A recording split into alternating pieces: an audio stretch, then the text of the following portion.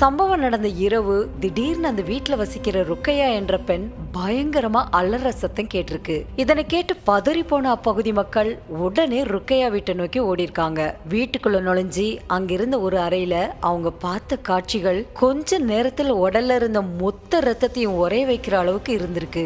என்ன ஆச்சுன்னு கூட கேட்க முடியாம அவங்க நின்ன நிலையில ருக்கையா ரத்த வெள்ளத்திலும் பக்கத்திலே அவளோட கணவன் அஸ்கர் அலி பித்து பிடிச்சவ மாதிரி கத்தியை காட்டி மிரட்டியும் சத்தம் போட்டு கதறி கதறி அழுதுட்டு இருந்திருக்கான். ருக்கையாவுக்கு என்ன ஆச்சு, அஸ்கர் தான் கொலையாளியா, இப்படி ஒரு கொடூர சம்பவத்தை நிகழ்த்த காரணம் என்ன என குழம்பி இருந்த அப்பகுதி மக்கள் உடனே இந்த சம்பவம் குறித்து போலீசுக்கு தகவல் தெரிவிச்சிருக்காங்க. அங்கு விரைந்து வந்த போலீசார் ருக்கையாவின் சடலத்தை கைப்பற்றி பிரேத பரிசோதனைக்கு அனுப்பி வைத்துவிட்டு கணவன் அஸ்கரிடம் நடத்திய விசாரணையில் வெளியானது அந்த திக் சம்பவத்தின் பின்னணி. மத்திய பிரதேசம் ரத்லாம் மாவட்டத்தை சேர்ந்தவர் தான் அஸ்கர் அலி. இவர் கைபேசி வியாபாரம் செஞ்சுட்டு வராரு. இவரோட மனைவி தான் ருக்கையா. இவங்களுக்கு 2 குழந்தைகள் இருக்காங்க.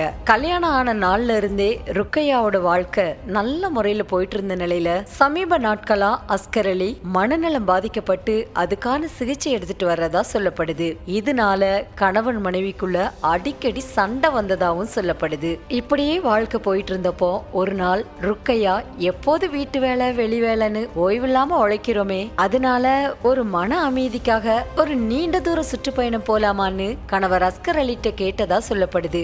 இந்த பேச்சு கொஞ்ச நாளாவே கணவன் மனைவிக்குள்ள போயிட்டு இருக்க இதுவே அஸ்கர் அலிக்கு மன அழுத்தத்தை கொடுத்ததா சொல்லப்படுது. இந்த நிலையில தான் அன்னைக்கு நைட்டும் சுற்றுலா போவதற்கான பேச்சை ருக்கையா எடுத்ததா சொல்லப்படுது. இதனால கோவத்துல ஆத்திரத்தின் உச்சிக்கே சென்ற அஸ்கர் கிச்சன்ல இருந்த கத்தியை எடுத்து வந்து வெறும் அரை மணி நேரத்துல சுமார் 35 முறை கத்தியால குத்திருக்கான். தொண்ட பகுதியிலே பல முறை குத்துனதுல கழுத்து நரம்பு அறுபட்டு அதீதமா ரத்த வெளியேறி சம்பவ இடத்திலேயே ருக்கையா பரிதாபமா உயிரை விட்டுட்டாங்க.